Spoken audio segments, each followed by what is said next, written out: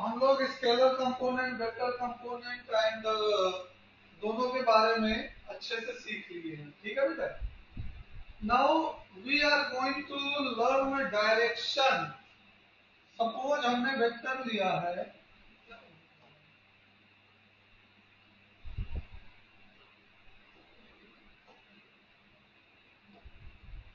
Hello,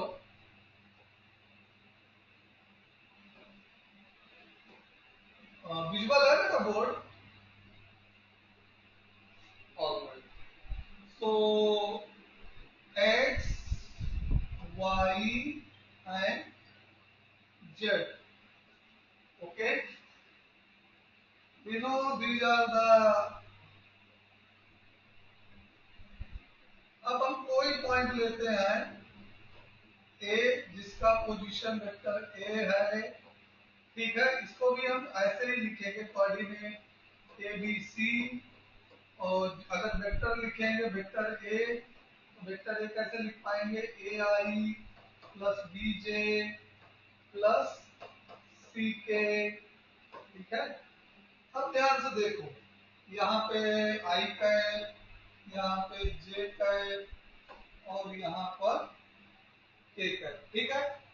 अब अगर हम इसको ओरिजिन से ज्वाइन करते हैं इस वेक्टर को, पोजीशन वेक्टर को, ठीक है, तो हमने पिछली भी क्लास में एक बार डिस्कशन किया था कि ये एक्स एक्सिस से अल्फा एंगल बनाएगा, वाई एक्सिस से बीटा एंगल बनाएगा और जेड एक्सिस से गामा एंगल बनाएगा, ठीक है। क्या बनाएगा, अल्फा बीटा गामा एंगल बनाएगा, कहां से, with respect to axis, okay. Hello,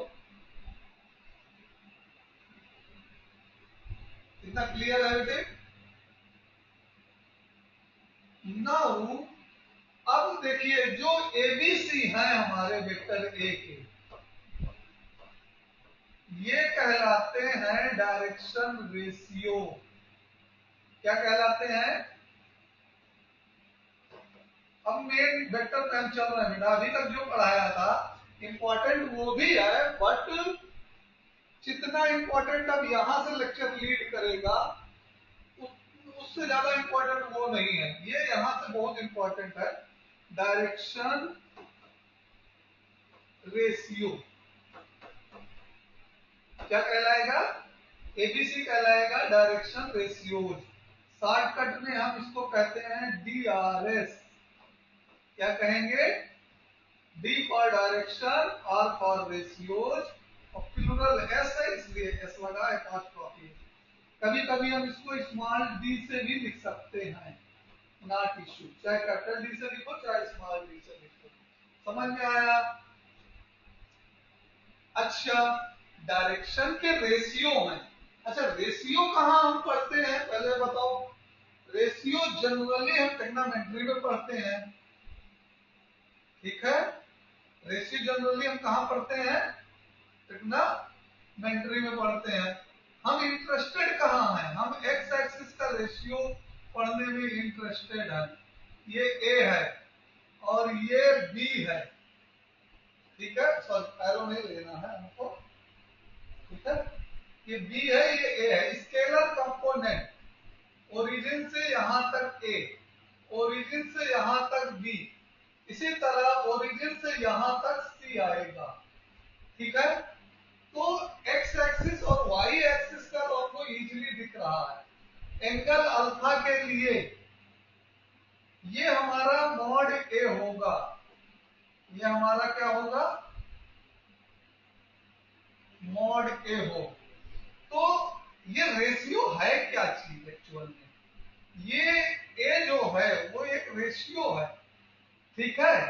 और वो रेशियो किसके साथ बनाएगा? ठीक, वो रेशियो जो बनाएगा, देखिए cos थीटा इक्वल टू क्या लिख पाएंगे? cos अल्फा, थीटा ना लेकर के क्या लेते हैं? cos alpha. ट्राइंगल देखो, अल्फा एंगल का ट्राइंगल, अल्फा एंगल का ट्राइंगल के लिए cos अल्फा क्या होगा? a upon mod A. Okay, यही आएगा ना। यहां ध्यान से देखो बेटे, ये ट्रायंगल है हमारा, ये ओरिजिन है, ये मॉड ए है और ये पार्ट ए है और ये एंगल अल्फा है। तो यहां से अगर cos अल्फा निकालेंगे तो क्या निकलेगा बेटा? cos थीटा इक्वल टू क्या होता है? Base upon hypotenuse. समझ में आया कि नहीं आया? तो cos अल्फा इतना हुआ। अच्छा, सिमिलरली अगर cos बीटा निकालें तो कितना आएगा बेटे?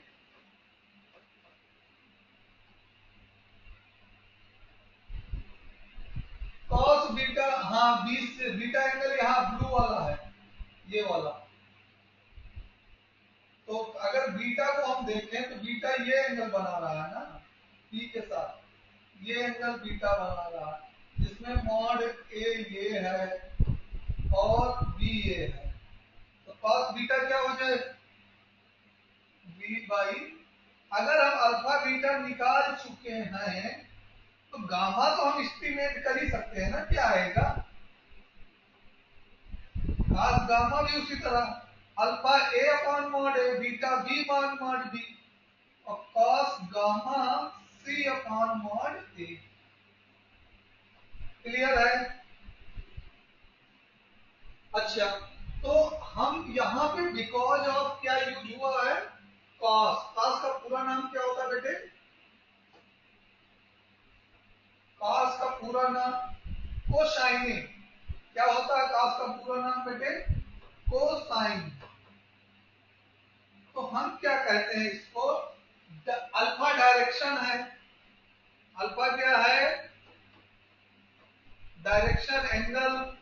अल्फा बीटा गामा पहले ही बता चुके हैं हम। अल्फा बीटा गामा क्या है? डायरेक्शन है along x axis, y axis, z axis. Okay, और साथ में क्या लगा है बेटा? कोसाइने। तो पूरा नाम क्या होगा बेटे? Direction cosine. पूरा नाम क्या बनेगा बेटे? Direction cosine. डायरेक्शन, डायरेक्शन है और साथ में क्या लगा है? कोसाइन लगा है। ठीक है, तो डायरेक्शन कोसाइन कुछ नहीं है, अल्फा बीटा एंगल के कॉस की वैल्यू है। क्या है? अल्फा बीटा के कॉस की वैल्यू है। ठीक है, ये कहलाते हैं डिसीज। शॉर्टकट में क्या कहते हैं? डिसीज। प्लूरल है, तीन है, क्या चाहिए? With direction cosines. क्लियर हुआ ये पॉइंट? ठीक है, डिसीज को रिप्रेजेंट करने का सिंबॉलिक रिप्रेजेंटेशन है जो कि स्टैंडर्ड है, उसको एल एन एन कहते हैं। क्या कहते हैं बेटा? तो यहां से देखिए ध्यान से, L equal to cos alpha equal to A upon mod A. Direction cosine along x axis, scalar component of vector along x axis upon modulus of vector। ठीक है, ये क्लियर हुआ पहला पॉइंट। फिर m इक्वल टू क्या होगा बेटे? m equal to होगा cos beta equal to b upon mod b, sorry mod a। Vector तो वही है ना, मॉड a। ठीक है, सब कुछ वेक्टर a के लिए स्टडी कर रहे हैं। और n इक्वल टू क्या होगा? cos gamma equal to p upon mod a। इतना नोट हो गया बेटा? कुछ बाकी तो नहीं है नोट करने में? अच्छा, तो आगे बढ़े हम। वेक्टर ए के डीआरएस क्या है, एबीसी डीआरएस है। डीआरएस ही पोजीशन वेक्टर के कोऑर्डिनेट होते हैं। डीआरएस ही जो है वो क्या होते हैं, coordinate of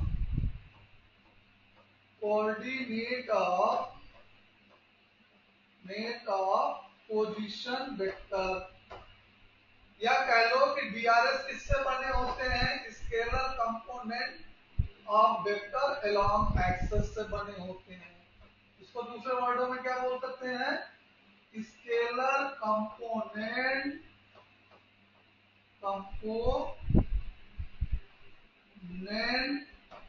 of vector along axis. Axis के अलोंग जो स्केलर कंपोनेंट होते हैं उन्हीं को हम डीआरएस के नाम से जानते हैं, तीनों को। ठीक है। डिसीज क्या होते हैं बेटा, डिसीज LMN है और इनको cos alpha cos beta cos gamma से लिखते हैं, और ये कोसाइन होते हैं डायरेक्शन एंगल के। देखो बेटा, केवल डायरेक्शन कहेगा तो अल्फा बीटा गामा बताना है। क्या कहेगा, अगर केवल डायरेक्शन हमसे कहा तो हम क्या बताएंगे, और डायरेक्शन कोसाइन कहा तो cos alpha cos beta cos gamma बताएंगे। ठीक है, ये पॉइंट क्लियर हो। अच्छा, एक काम करो, अगर हम डिसीज के टर्म में एक वेक्टर बनाएं, मान लो कोई वेक्टर है हमारा n, ठीक है, कोई वेक्टर है हमारा n, ओके, अभी तो हम एरो लगा के लिख रहे हैं, जिसका कोऑर्डिनेट LMN है, ठीक।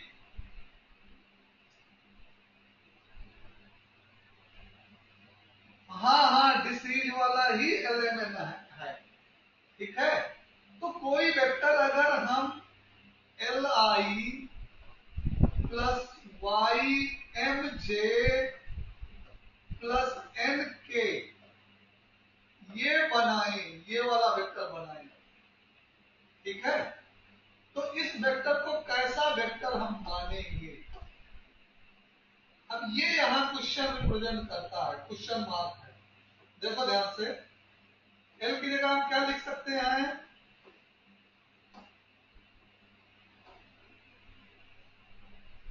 कॉस अल्फा आई ना प्लस कॉस बीटा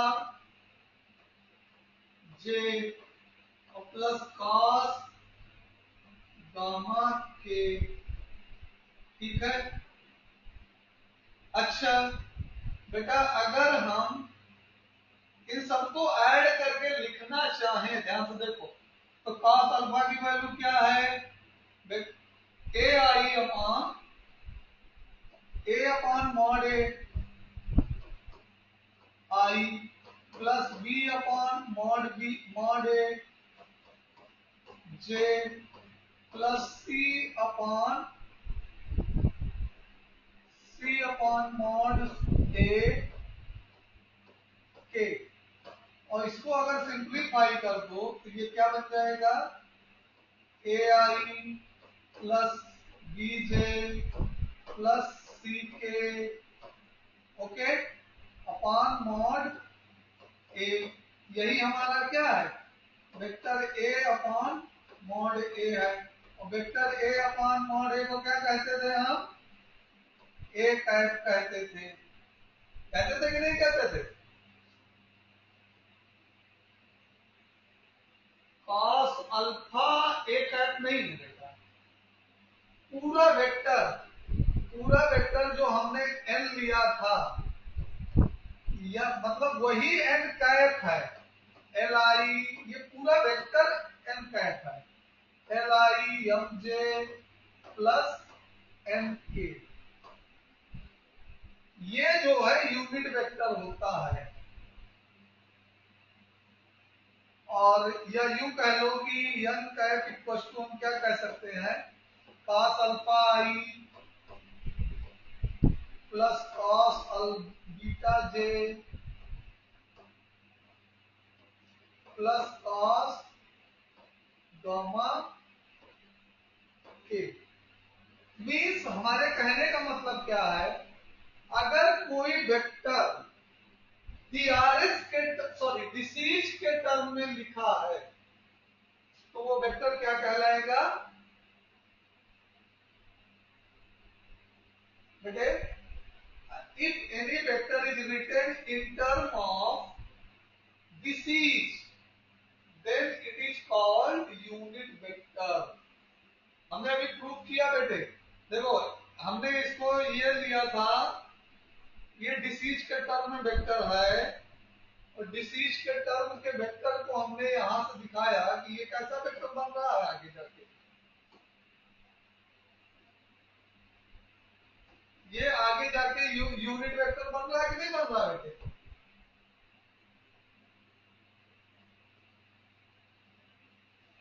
तो यूनिट वेक्टर की नई डेफिनेशन निकल के आई, a vector in term of its disease.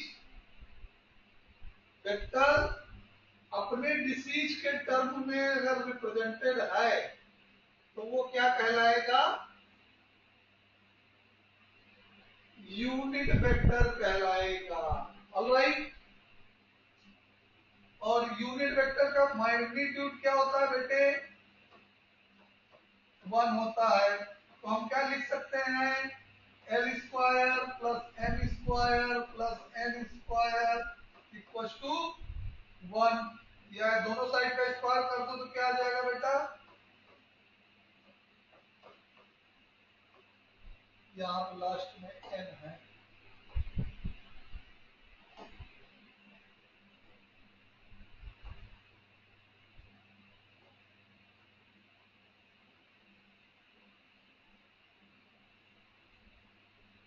तो ये एक इंपॉर्टेंट फार्मूला में मिल गया, ठीक है? L square plus M square plus M square equal to 1 होता है। एल की वैल्यू क्या है? cos square alpha plus cos square beta plus cos square gamma. ये कितना होगा? 1 होगा। ये दोनों स्लाइड नोट हो गए बेटा, सेकंड और थर्ड? सेकंड में कुछ पेंडिंग है? थर्ड में हो गया है, तो आगे बढ़े। अब देखो बेटा, हमारे पास हमने ये फार्मूला लर्न किया, L square M square N square equal to 1, cos square alpha plus cos square beta plus cos square gamma equal to 1 है, ठीक है? ये दो फार्मूले हमने लर्न किए। एल एम एन क्या है बेटे? एल एम एन जो है वो डिसीज है, डिसीज है, ठीक है? जिनको हम cos alpha cos beta cos gamma के नाम से जानते हैं, ठीक है? ये भी डिसीज ही है। एबीसी क्या होते हैं? एबीसी डीआरएस होते हैं। एबीसी क्या होते हैं बेटे? डीआरएस होते हैं। अगर वेक्टर ऐसे लिखा है L I plus M J plus N K, ठीक है, जहां पे एल एम एन डिसीज है तो ये क्या होगा? एक यूनिट वेक्टर होगा। ऑलराइट, एन टाइप लिख लो या ए टाइप लिख लो, आप ए टाइप लिख लो बेटा, ए टाइप लिख लो, ए टाइप है। और अगर ए आई प्लस बी जे है, बी जे प्लस सी के है तो ये क्या होगा? ये वेक्टर ए होगा, ठीक है? ए के कोऑर्डिनेट क्या होंगे? पोजीशन वेक्टर ए के coordinate a b c. DRs ही हमारे कोऑर्डिनेट होते हैं और डीआरएस ही स्केलर कंपोनेंट भी होते हैं, ठीक है? ये सारी बात कई बार से हम बता रहे हैं। और अल्फा बीटा गामा जो हैं इनके डायरेक्शन हैं, इनके क्या है? डायरेक्शन है विद एंगल।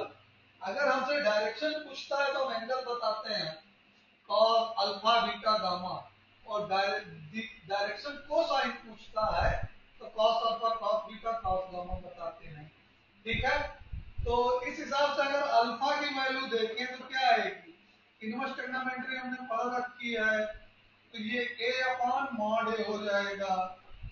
ये भी हम निकाल सकते हैं ना बेटे। बीटा की वैल्यू क्या निकाल सकते हैं हम, कॉस इनवर्स b अपॉन मान मॉड a। ठीक है, और गामा की वैल्यू क्या होगी बेटे, cos inverse c upon mod a।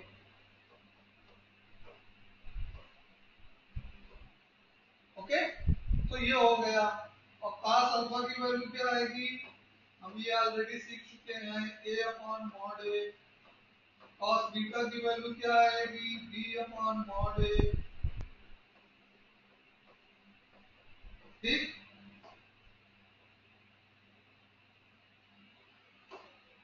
और cos गामा की वैल्यू क्या हो जाएगी, c अपॉन मॉड a। बेटा इसको हमको रिपीट रिपीट करके लिखने के मतलब ये है कि ये थ्रू आउट चैप्टर काम आएंगे। इसमें जितना ज्यादा हम लिख करके इनको प्रैक्टिस करेंगे उतना ज्यादा हमारे पास वैल्यू। तो यहाँ पे इस स्लाइड में एक समरी है। ठीक है, इस स्लाइड में क्या है, एक तरीके से पूरी समरी है। ठीक है, तो यहाँ से हमें सारी बातें क्लियर हो गई कि कोऑर्डिनेट क्या होता है, डायरेक्शन कोसाइन क्या होता है, डायरेक्शन रेशियो क्या होता है, स्केलर कंपोनेंट क्या है, वेक्टर कंपोनेंट क्या है, डायरेक्शन क्या है, एलिमेंट क्या चीजें हैं, कॉस अल्फा कॉस बीटा क्या है, और कॉस अल्फा कॉस बीटा की वैल्यू क्या होती है, अल्फा बीटा गामा की वैल्यू क्या होगी, एल एम एन में रिलेशन कैसा रहता है, cos alpha cos beta cos gamma में रिलेशन कैसा होता है, cos alpha cos beta cos gamma में रिलेशन ये है कि तीनों के स्क्वायर का सम 1 होगा।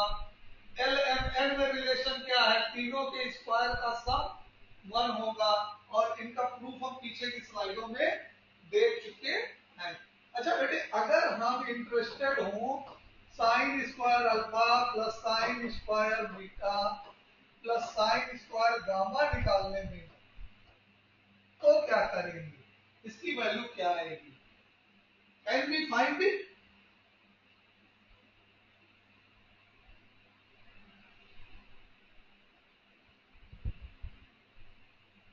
यस ऑलराइट, तो अगर हम इसको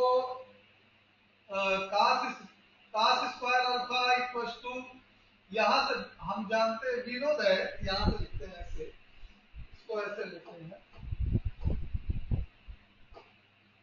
नो, हाँ वैल्यू 2 आ गई, चलो आपने कैलकुलेट कर लिया तो हम नहीं कर रहे हैं। ऑलराइट, हाँ वेल डन। सो वैल्यू इसकी 2 आ गई।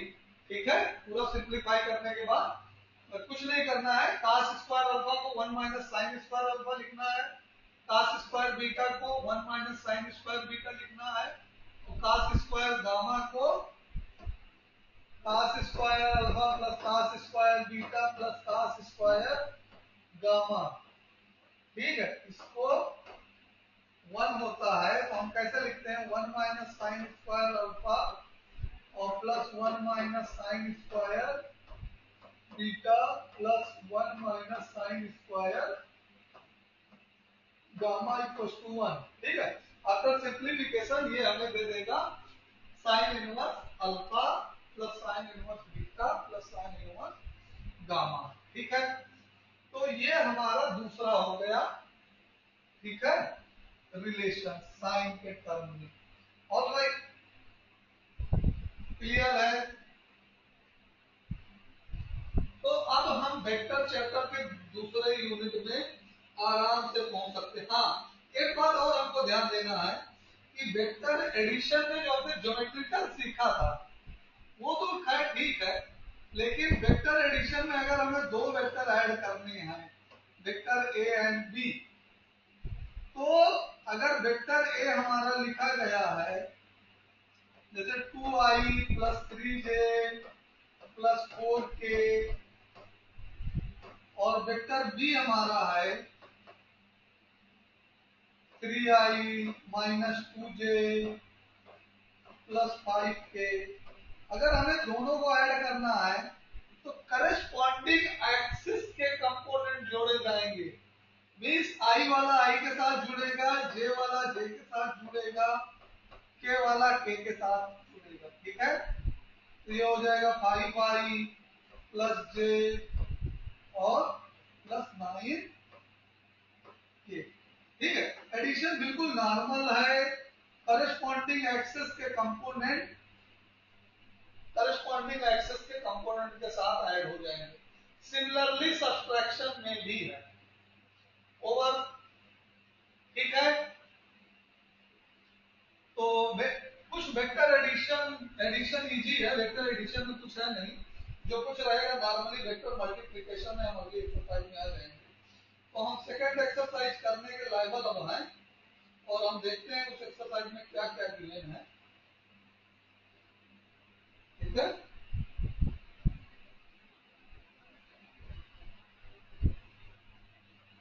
तो आप बुक खोलिए और सेकंड एक्सरसाइज को देखिए।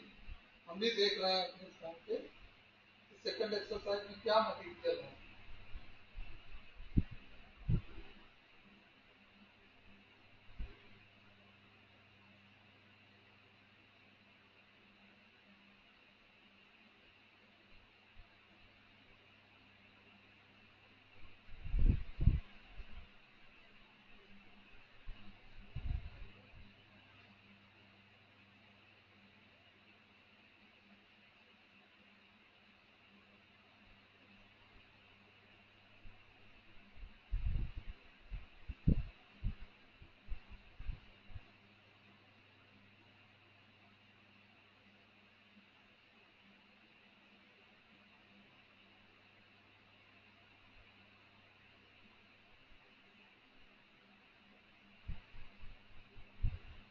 आप चेक कर पा रहे हैं बेटा?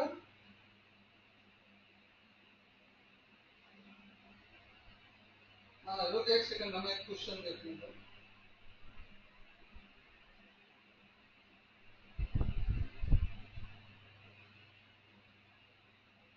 एक्सरसाइज 2 डायरेक्ट 10th क्वेश्चन में find the vector in the direction of this of magnitude A.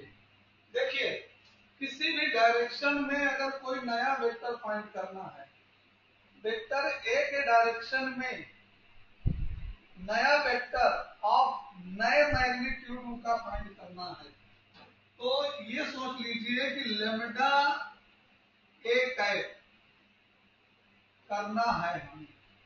Direction इसी का रहे। यूनिट वेक्टर का मेन रोल क्या होता है? डायरेक्शन बताना। हेलो,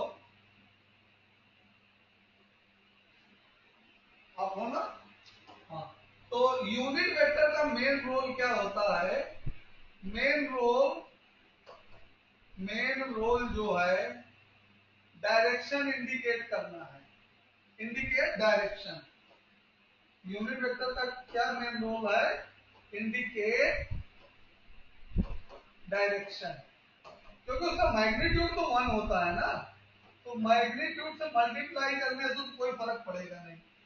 तो हमें एक वेक्टर दिया है 10वें क्वेश्चन में, हम उसको लेट कर लेते हैं, उसका नाम लेट कर देते हैं कि वो ए है। ठीक है, लेट कर दिया कि ए जो है 5i माइनस जे के प्लस 2k का है। ऑलराइट, यही है ना? तो हमें इसके डायरेक्शन में 8 मैग्नीट्यूड का नया वेक्टर बनाना है।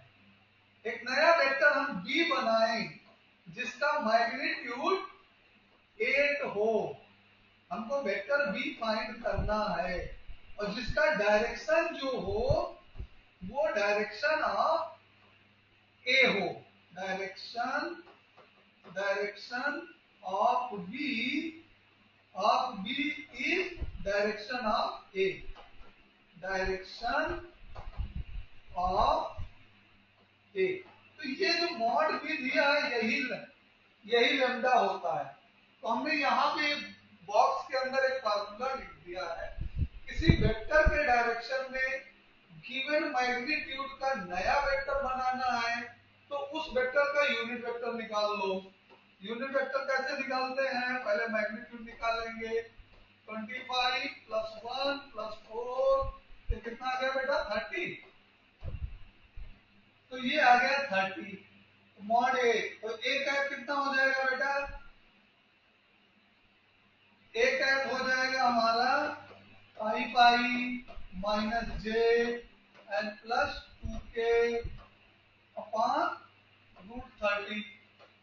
अब हमको बताना क्या? लेमडा की वैल्यू हमको पता है, लेमडा ए कैप होता है vector B equals to mod B into A cap. ऐसा होना चाहिए क्योंकि ए कैप का मैग्नीट्यूड तो ऑलरेडी 1 होता है ना बेटे। तो ये मॉड बी की वैल्यू हमको कितनी दी गई है? 8 अपॉन √30 और ब्रैकेट के अंदर पाई पाई माइनस जे प्लस 2k। अब मर्जी हमारी इसको अंदर मल्टीप्लाई करके लिखे और चाहे ना लिखे। अगर एमसीक्यू में है तो हम अकॉर्डिंग टू ऑप्शन एडजस्ट करेंगे और अगर एमसीक्यू नहीं है तो ऐसे ही यही का आंसर छोड़ देंगे। बुक में देख लो कैसे दिया है, आंसर शीट में जाके चेक कर लो।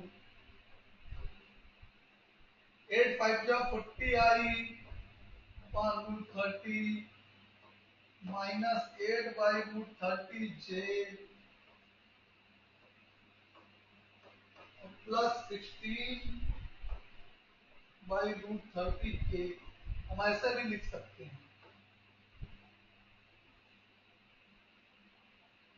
हाँ, तो दोनों आंसर सही है, इट्स नॉट इशू। ठीक है।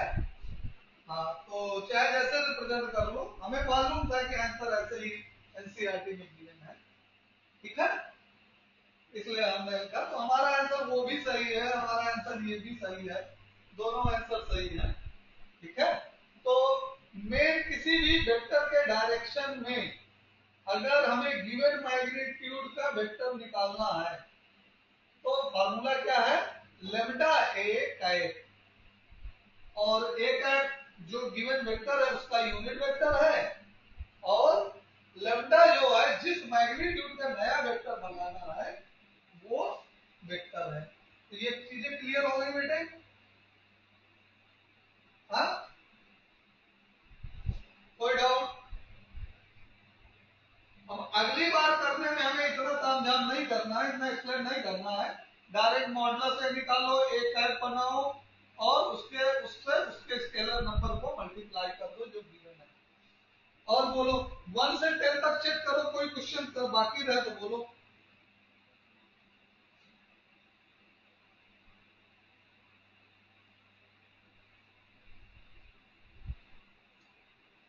फिफ्थ में हमको क्या पूछा है? Find the scalar and vector component of the initial position. देखो इनिशियल पोजीशन को ए मान लो।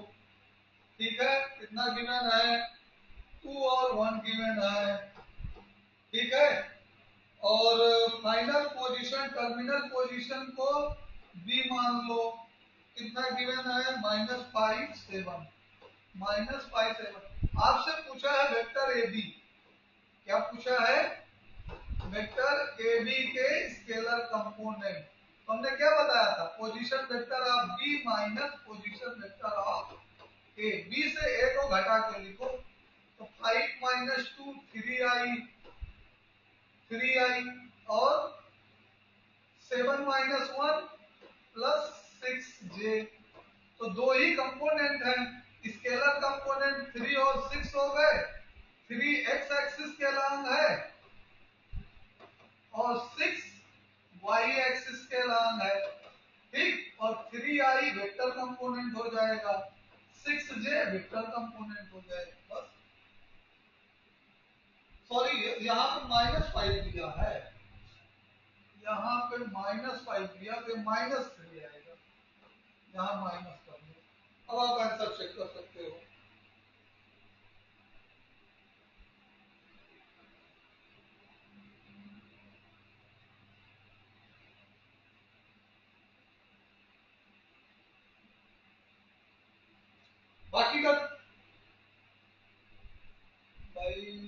-5 -3 तो ये -8 हो जाएगा फिर तो यार।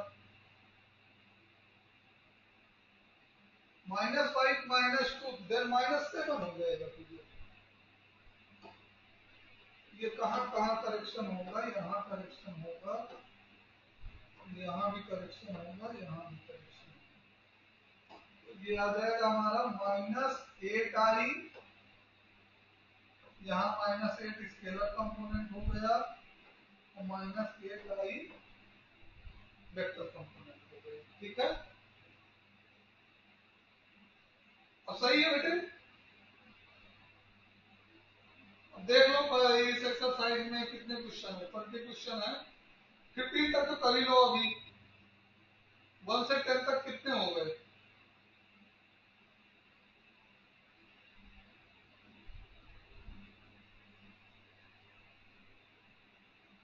1 से 10 तक डाउट बोलो।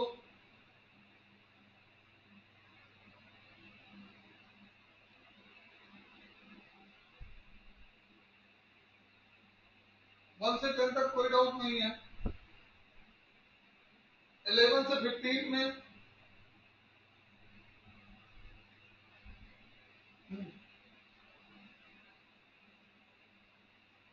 देखो बेटे, हाँ यहाँ पे कोलिनियर वेक्टर की बात कर रहा है। अगर दो वेक्टर कोलिनियर हैं तो हम किसी एक को दिखा दें, vector A equals to lambda time vector B, ठीक है, या फिर ऐसे समझ लो लैम्डा टाइम वेक्टर बी दिखा दे स्केलर मल्टीपल। अगर एक वेक्टर को दूसरे का स्केलर मल्टीपल हम दिखा देते हैं तब वो दोनों वेक्टर हमारे क्या कहलाते हैं? कोलिनियर वेक्टर कहलाते हैं। अदरवाइज कोलिनियर वेक्टर का जो होता है a1 upon a2 equals to b1 upon b2 equals to c1 upon c2, ये कॉन्सेप्ट होता है। a1 जो है, a1 b1 c1 जो है वो वेक्टर a के स्केलर कंपोनेंट है, मतलब DRS, और a2 b2 C2 जो है वेक्टर B के DRS है। उनके करस्पॉन्डिंग स्केलर कंपोनेंट का रेशियो सेम आना चाहिए, या अदर वर्ड में हम कहें कि उनके DRS का रेशियो और DRS, ratio of DRS should be same, should be same. Okay, या फिर दो तरीके हमें करने के, हम चाहे ये वाला कर ले चाहे ये वाला कर ले, ठीक है। तो ये 11th क्वेश्चन जो है इसमें जेन्युइन सा है कि अगर हम पहले वेक्टर को a मान लें, ध्यान से देखो, पहले वेक्टर को a मान लें 2i -3j + 4k, ठीक है, और दूसरे वेक्टर को b मान लें तो b हमारा -4i + 6j and -8k given है। और इसमें हम 2 कॉमन ले लें, -2 कॉमन ले लें तो ये आ जाएगा 2i -3j एंड +4k, जो कि हमारा वेक्टर a है ब्रैकेट के अंदर वाला, और लिख पाएंगे वेक्टर 2 वेक्टर a। तो हम क्या दिखा दिए कि वेक्टर b जो है k टाइम वेक्टर a है, vector b is k time vector a। कैसे भी दिखाओ, चाहे जिधर से, चाहे a को लैम्डा टाइम कहो, आप दूसरा कह सकते हो कि vector a equals to 1/2 -1/2 vector b कह सकते हो, ऐसे भी कह सकते हो ना। b के वेक्टर को 1/2 से मल्टीप्लाई कर दो -1/2 से, तब तुम्हें वेक्टर a मिल जाएगा। या वेक्टर a को -2 से मल्टीप्लाई कर दो तब वेक्टर b मिल जाएगा। तो आप चाहे जैसे रिप्रेजेंट कर लो, a equals to lambda b या b इक्वल्स टू ka। तो दोनों सिचुएशन में हमारा इसको कहते हैं लीनियर कॉम्बिनेशन। क्या बोलते हैं बेटा? Linear combination.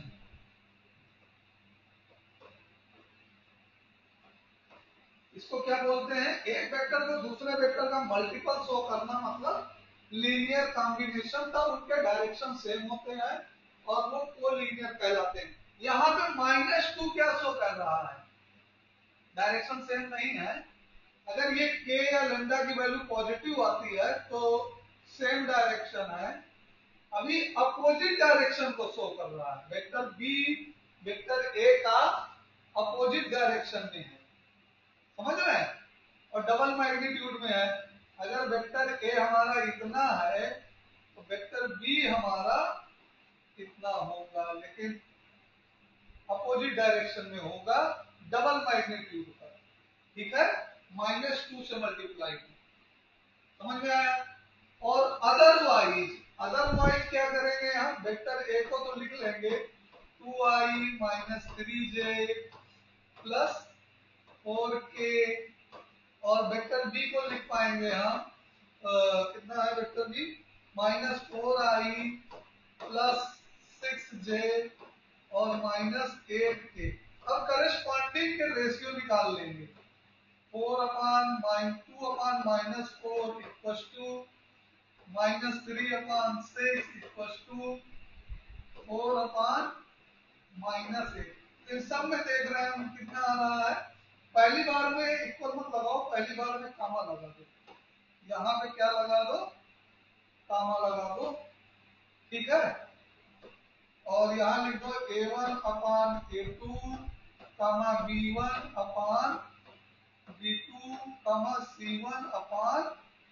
c1/c2। ये हमने तीनों को कैलकुलेट किया, तो तीनों की वैल्यू कितनी आ रही है, सेम आ रही कि नहीं, सेम आ रही है। इसका मतलब है कि क्या हमें कंक्लूजन मिल रहा है, हमें कंक्लूजन मिल रहा है a1/a2 b1/b2 c1/c2 तीनों सेम है, तो वेक्टर क्या कहलाएंगे, कोलीनियर कहलाएंगे, ठीक है। अगर ये रेशियो पॉजिटिव आता है तो डायरेक्शन सेम है, अगर ये रेशियो निगेटिव आता है तो डायरेक्शन अपोजिट है, ठीक है बेटे। और ये जो रेशियो आता है वही लैम्डा टाइम मल्टीप्लाई होता है, ठीक है। मतलब कि वेक्टर